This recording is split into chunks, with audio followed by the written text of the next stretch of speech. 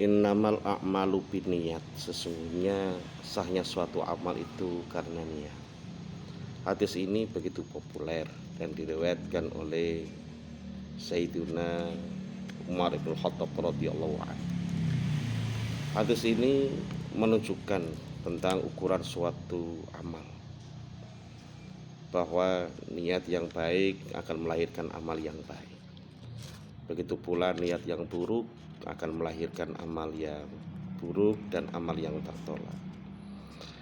Dan ketika kita menemukan suatu niat berbarengan dengan amal, maka akan lahir 3 kondisi manusia. Yang pertama, dia beramal karena takut kepada Allah Subhanahu wa taala. Dan ini perilaku yang disebut dengan al-abid, orang-orang yang menghambakan diri kepada Allah Subhanahu wa taala.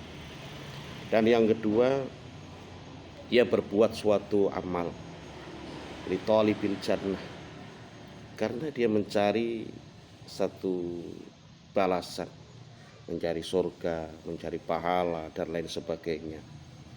Dan kondisi seperti ini disebut dengan ibadatut tujar, ibadahnya para pebisnis, ibadahnya para pedagang yang melihat segala sesuatu itu untung dan rugi.